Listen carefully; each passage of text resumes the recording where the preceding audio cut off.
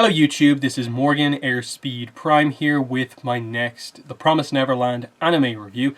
This one's going to be for Season 2, Episode 5, and the confusion continues, but I suppose this episode perhaps clarifies a little bit about what the anime is actually doing. So, they reintroduced Norman, something which in the manga doesn't happen until volume 14, but they've done it here in episode 5 of season 2. So only 6-7 episodes since we last saw him. They're not leaving a lot of time at all. And look, I get it. There's been a year time skip in the anime as well. But still, the separation with regards to the event of arcs that have happened is basically non-existent. And so this doesn't have as much weight as you thought it would. For sure, I think they've done this way too quickly. And it's weird because it feels like the anime now at this point is rushing to some of these big moments. But then when it gets there, they're not hitting because you've done none of the setup work. And I think you're seeing that sort of across most of what this episode deals with. Because they've skipped over so much content, they've also skipped over a lot of the gradual world building that they've done over the course of these arcs. And so they're having to fit in a lot of these references to evil blood, demons degenerating, and so on. And anime only viewers must have no clue what's going on here, because they're not taking any time to linger on this. Yet they're taking all the time in the world to linger on the characters, catching fish and having fun in the shelter. But then the shelter isn't important at all because we didn't do anything specific that relates to the shelter, and we're just skipping on to, oh yeah, they're not going to live in the shelter to be safe, they're actually just going to live in the temple. And again, this stuff roughly happens in the manga, but there's reasons behind why it happens in the manga. Here you've just been they're in the shelter, they get a phone call, they're attacked, they leave, they're in this temple, they run away, they meet Norman. It's all just boom, boom, boom, boom. Nothing gets a chance to breathe. And I get it to a degree. You're kind of the trio of characters, Emma, Ray, Norman, you want to reunite them again. And maybe this will be the starting point, maybe once again, for the anime, and it will go some interesting places for here, now that you have the big three back together. But you've to accomplish this so quickly, you have basically eliminated a fan favorite arc. You have seemingly just erased the existence of a fan favorite character in Yugo completely out of the manga, because literally you have taken his entire arc, start to finish, out of the series if they've done things the way that I think it seems like they're doing things.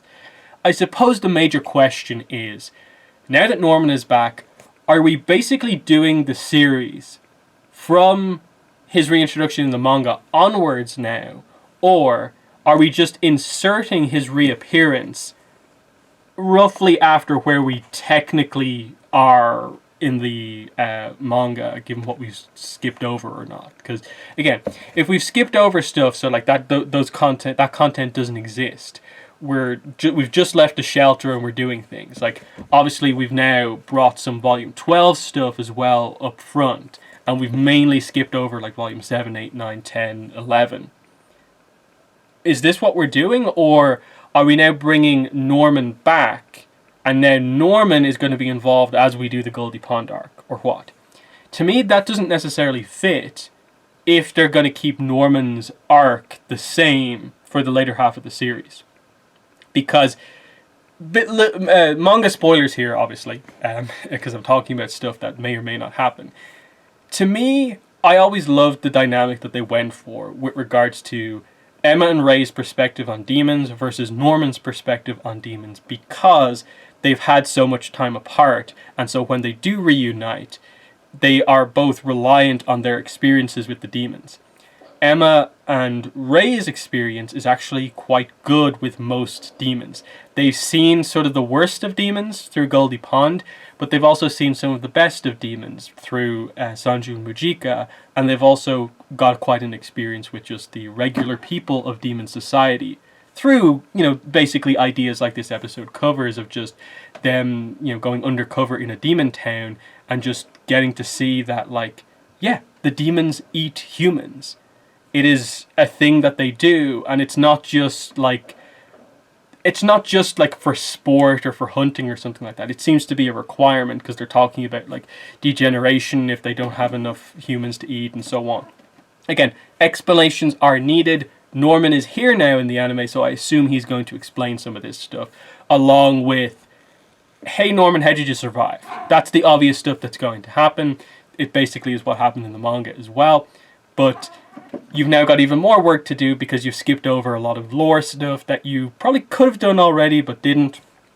And you're just in that sort of weird dynamic. But again, that's the point of, like, Emma and Ray have these good experiences. So they come out of that feeling that, what we need to do is just get back to the human world. We don't need to necessarily overly change the way that the demon world works. Again, explanations about the evil blood do need to come out, but with Norman's side of things, he's seen like the worst of it. He's had much more sort of a tragic experience in terms of what he's been doing, and so he feels that defeating the demons is the way to go about things. How are you going to get to that arc when Emma and Ray basically haven't had that much experience at all? Because yes, a year has passed, and you're sort of implying they've also been around this location for a while, even though the timeline makes no sense in the anime anymore. Can you do that? Like, I don't know. And that's where, like, even if they hit on these points, are they going to hit as well, given you've done very little setup? That's the major issue that this series is encountering at this point. You've lost so many people already because you've made, in a lot of cases, pointless changes, needless changes, and for some reason you've made the choice to just not adapt the series, the material, accurately. Yet you're still ultimately staying true to the manga because very little of what we've had in the anime is like truly like anime only. They're just taking parts from later on in the series and sort of inserting them earlier on, or just skipping past it and losing parts of the story. There's not really much that's like fully brand new. So why? And I know the manga writer is involved, but obviously, like, what does that mean? Is he a consultant, which I suppose basically is a very minor role, or is he actually playing an important role? That's what we don't know, because obviously they don't tend to explain a lot of these decisions. But it's confusing, and I don't understand. And I've been saying this for like the last few episodes. I don't get why they've done this. Like, here's your opportunity to actually improve the manga story of The Promised Neverland, and you are trying to accomplish this by basically ruining the sections that people actually like. I don't get it. Like, sure, change the end section, like the last handful of chapters. Really change them, expand on them, do more. Absolutely. But at this point, what is the anime going to be by the time we get to whatever its version of the ending actually is? Are we going to have any of the arcs that we actually know and care about? Because that's the thing. Up until Volume 6, they pretty accurately adapted the arc. Like, the stuff that they've left out or changed up to that point wasn't too bad. But the second they entered the shelter and Yugo wasn't there, you just created this rift within the fan base. Just the fact that you have judged the character of Yugo to not be worth doing in the series in that spot. Now, again, maybe they can come back around. That Norman's been introduced much earlier than we thought. What if we just do the Goldie Pond arc, but Norman's here? Like I said, I don't think that quite works if you want to do the arc you potentially want to do with Norman, but maybe this is the part at which the series does go off on its own way.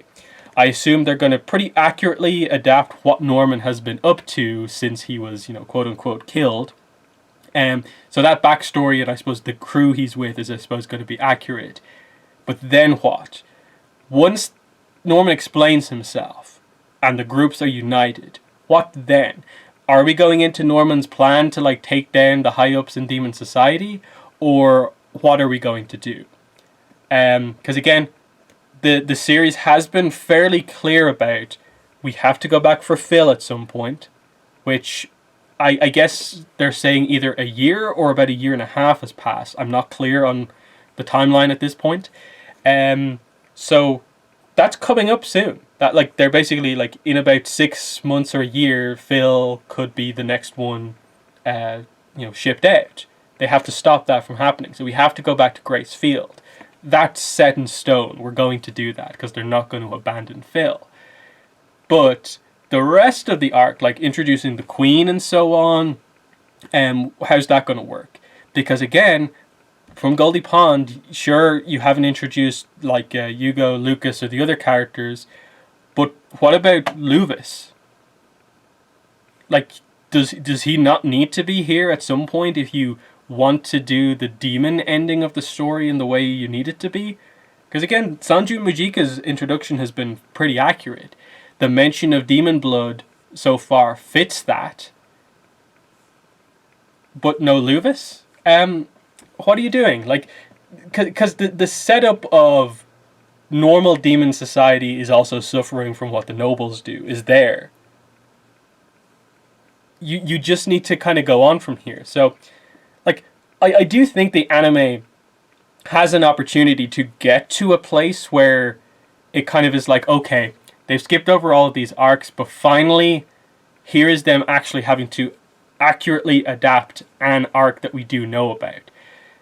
That's going to happen, but is it going to hit as home as hard without some of the context from beforehand?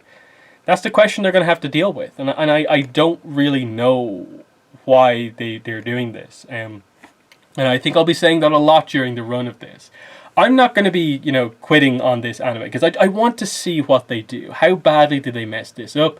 Or can they somehow turn this around and actually make it good? But I don't know. And I think that's the major problem, is that once Norman explains himself, I don't actually know what they're going to do next. And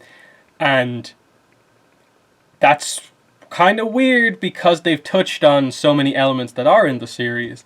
In that, like, they haven't mentioned Seven Walls or Kubitidala, but Emma has the pendant that Mujika gave her. But the way they adapted it here is that Mujika didn't tell Emma Seven Walls. Similarly, they don't know about the mass production farms yet, but they've basically introduced that concept through the stalls here with all the kids. I assume Norman will explain that as well as the other farms, but at this point of the story, we should have already met the kids from Goldie Pond. The kids from like the other one of the other facilities. It's just stuff like that is just really, really weird. I think I'm going to end it there. And look, I know these reviews, I'm not particularly reviewing the episode as it is, and I'm more talking about the adaptation. But that is the way it is. Like, there's a lot of wasted time, I think, in these episodes where it is just the kids like, oh look, here they're catching fish again. Did we not do this in the last episode? Oh look, here they are being like happy montage in the shelter. Did we not do this last episode? There are weird points of these episodes where they're skipping through everything really quickly. But then there are certain scenes where they're lingering on stuff for so needlessly long. In that, like, I sort of appreciated the little bit of an arc with, Lanyon and so on, of like, they want to become, part of the group of like the main four who go out in the tougher missions, but they're the ones who sort of get them caught. The two demons wanting to get good food for their, degenerating children. Like, there's aspects there, but they don't linger on it enough, and they don't make it hit as hard as it should. So it's not just that the anime is bad because it's not accurately adapting the manga, but the content that they're presenting to us isn't that great, isn't that exciting.